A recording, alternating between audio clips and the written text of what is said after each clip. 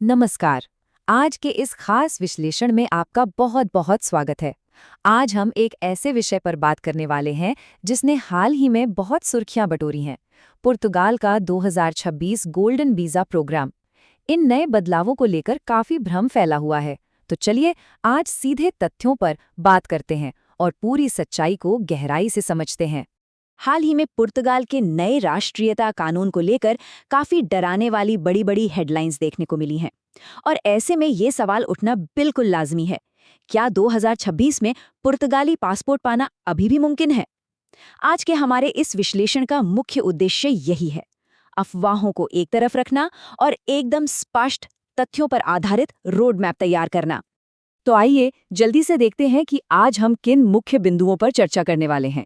शुरुआत करेंगे 2026 के गोल्डन वीजा से, फिर निवेश का सही रास्ता चुनना, नई 5+5 टाइमलाइन, सिपले परीक्षा, सरकारी फीस और कागजी कार्रवाई, और आखिर में बात करेंगे पासपोर्ट हासिल करने के उस अंतिम कदम की।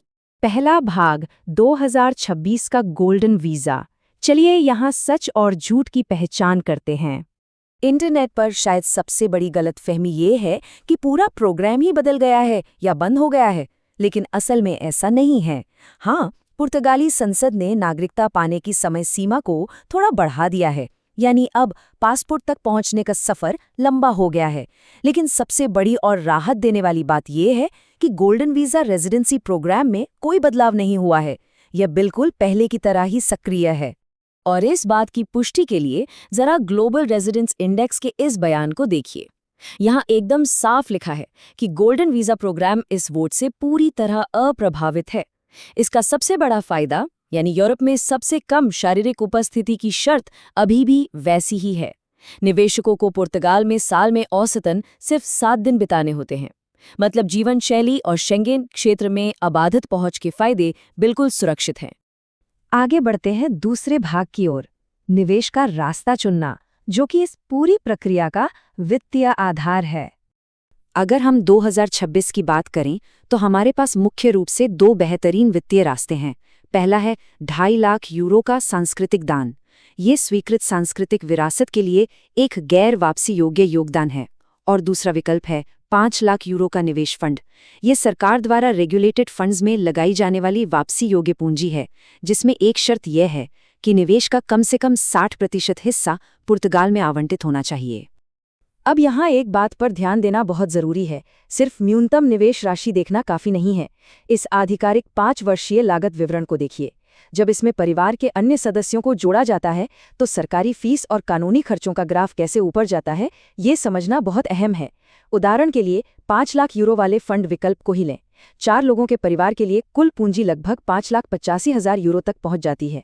इसीलिए शुरुआत से ही एक सही बजट बनाकर चलना इस पूरी प्रक्रिया की सबसे मजबूत नींव है। अब आते हैं तीसरे भाग पर, नई 5+5 टाइमलाइन। ये एक लंबी अवधि की योजना है। 10 वर्ष, जी हाँ, यही वो नया नंबर है जिस पर आजकल सभी की नजरें टिकी हुई हैं। ज्यादातर विदेशी नागरिकों के लिए नागरिकता के योग्य होने का अब नया नियम ये है, गोल्डन वीजा के तहत 5 साल और उसके बाद स्थायी निवास यानी पीआर के तहत और 5 साल पूरे करने होंगे। आइए इसे इस टाइमलाइन से समझते हैं। सबसे बड़ा और अहम बदलाव ये है कि निवास का समय अब आपके आवेदन के दिन से नहीं गिना जाएगा, बल्कि यह उस दिन से शुरू होगा जब आपको आपका पहला कार्ड जारी किया जाएगा। तो क्रम कुछ ऐसा होगा: 2026 में आवेदन और पहला कार्ड, फिर 2028 में पहला नवीनीकरण, 2031 में जाकर स्थायी निवास मिलेगा और अंततः 2036 में नागरिकता के लिए आवेदन किया जा सकेगा। हालांकि इस शुरुआती 5 वर्षीय प्रतीक्षा अवधि को लेकर कुछ अच्छी खबरें भी हैं। सिस्टम अब धीरे धीरे महामारी से पहले वाली रफ्तार पकड़ रहा है। फिलहाल बायोमेट्रिक अपॉइंटमेंट लगभग 6 महीने में मिल रहे हैं और पहला कार्ड 9 महीने में आने की उम्मीद रहती है। इस पूरी अवधि के दौरान हर 2 साल में केवल 14 दिन पुर्तगाल में रहना होता है। हाँ, एक बात और, बच्चों का 5वें वर्ष तक यानी पीआर के आवेदन तक अविवाहित और अध्ययनरत होना बिल्कुल अनिवार्य है। चौथा भाग, सीपे परीक्षा पास करना। आइए इस भाषा की चुनौती पर बात करते हैं। पीआर हो या नागरिकता, दोनों के लिए A2 स्तर का पुर्तगाली भाषा प्रमाणपत्र होना आवश्यक है। इसका रजिस्ट्रेशन कैपस वेबसाइट पर जाकर करना होता है। परीक्षा, उसकी तारीख और केंद्र चुनने के बाद जो सबसे ज़रूरी स्टेप आता है वो है 85 यूरो शुल्क का भुगतान। और ध्यान रहे, ये भुगतान ठीक 24 घंटे के भीतर हो जाना चाहिए। अगर ऐसा नहीं हुआ तो रजिस्ट्रेशन तुरंत रद्द हो जाता है और ये फीस वापस भी नहीं मिलती। परीक्षा वाले दिन के नियम भी काफी सख्त होते हैं। आपने रजिस्ट्रेशन के समय जिस आईडी का इस्तेमाल किया था, बिल्कुल वही ओरिजिनल आईडी आपको लानी होगी। साथ ही ईमेल में आई रजिस्ट्रेशन संख्या और एक नीला या काला पेन भी साथ रखना होगा। और हाँ, कम से कम 15 मिनट पहले परीक्षा केंद्र पहुंचना तो अनिवार्य है ही। वैसे एक दिलचस्प बात बताऊं, अगर पुर्तगाल में परीक्षा की कोई सीट नहीं मिल रही है तो स्पेन के केंद्रों में भी आसानी से रजिस्ट्रेशन किया जा सकता है। अब बात करते हैं 5वें भाग की, आधिकारिक शुल्क और नौकरशाही, यानी असली कागजी कार्रवाई। जरा जमीनी हकीकत को समझने के लिए पुर्तगाली गणराज्य के इस आधिकारिक दस्तावेज को देखते हैं। ये 2026 के लिए आधिकारिक एमा शुल्क तालिका का हेडर है। ये साफ तौर पर दिखाता है कि सरकारी फीस महज कोई अनुमान नहीं है। ये इस पूरी लंबी यात्रा का एक बहुत ही पक्का और बड़ा हिस्सा है, जिसे हमेशा अपने बजट में लेकर चलना होगा। अब इस चार्ट में जो बात सबसे ज्यादा ध्यान खींचती है वो ये है कि हर एक बड़े पड़ाव पर प्रति व्यक्ति कितना भारी सरकारी शुल्क लगता है। प्रारंभिक कार्ड जारी करने के लिए 8,400 यूरो से भी ज्यादा, फिर नवीनीकरण के लिए करीब 4,200 यूरो, और जब बात स्थायी निवास रियायत की आती है तो ये आंकड़ा लगभग 11,786 यूरो तक पहुंच जाता है। तो जाहिर है, बजट बनाते समय इन शुल्कों को बिल्कुल भी नज़रअंदाज नहीं किया जा सकता।